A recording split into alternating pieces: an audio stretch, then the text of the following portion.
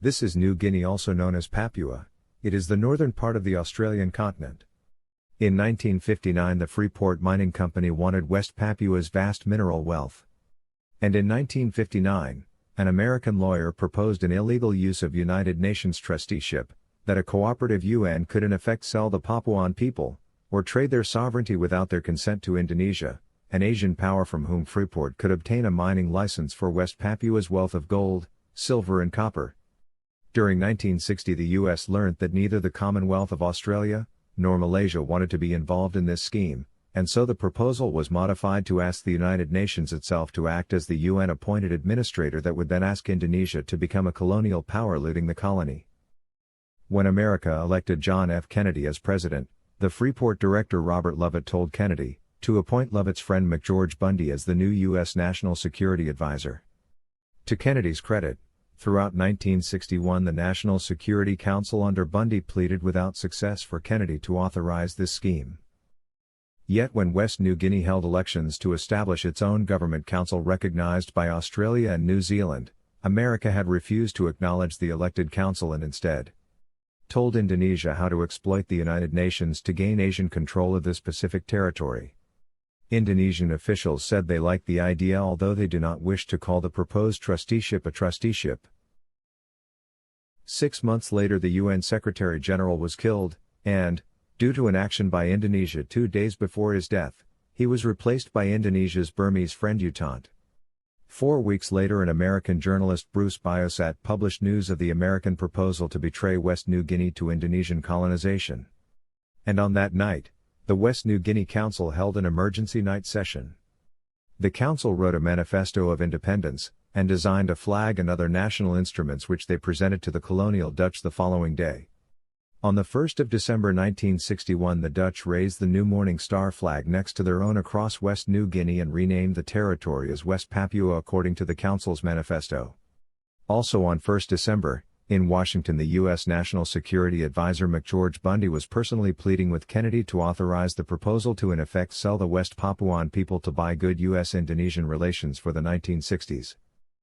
Irrespective of whatever America wanted, the Security Council and United Nations were now under domination by U Thant and his friends in India and Indonesia. India took advantage by invading Goa, an invasion the US, UK, and France found they were now unable to denounce in the Security Council. 2 days later Indonesia launched another invasion of West Papua. Again, the Security Council was silent. And although the Papuans were again already arresting the Indonesian soldiers, in New York, U Thant asked America to help force the Dutch to request the illegal use of UN trusteeship for West New Guinea.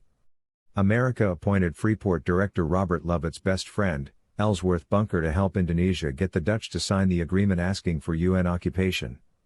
U Thant then wrote a letter promising Indonesia that the United Nations would not allow the West Papuan people a UN referendum before Indonesia got possession of their lands. U Thant negotiated with Pakistan to provide UN troops to occupy West Papua. In August the Netherlands submitted and signed the New York Agreement asking the United Nations to occupy and subjugate the West Papuan people. U Thant announced his joy and pride, that if the General Assembly approved the deal, that West Papua would be the largest territory the United Nations had ever managed. Instead of 30 days' notice, at the opening of the 1962 General Assembly the Assembly members were given 2 days' notice that the issue of West Papua would be dealt with after other business on Friday 21 September. On the afternoon of 21 September 1962 our governments were told to vote without debate whether to approve or oppose the proposal that the new Secretary-General was sponsoring, and told that some members would be allowed to explain their vote afterwards. For 59 years West Papua has suffered a foreign occupation which our governments are responsible for, and for 59 years our news journalists have failed to report weekly abuse and looting suffered by of our Pacific War allies of West Papua. The simple solution for any nation which supports West Papua's right to freedom from foreign oppression, is to put news of the United Nations authorization for the occupation, General Assembly Resolution 1752, on the agenda of the UN Trusteeship Council, to whom the occupation should have been reported in 1962. Each of our nations is in violation of our moral and legal obligation to put news of General Assembly Resolution 1752 on the agenda of the UN Trusteeship Council, Yet this simple act has also been excluded from our newspapers for nearly 59 years, while Indonesia has executed hundreds of thousands simply for raising their nation's flag.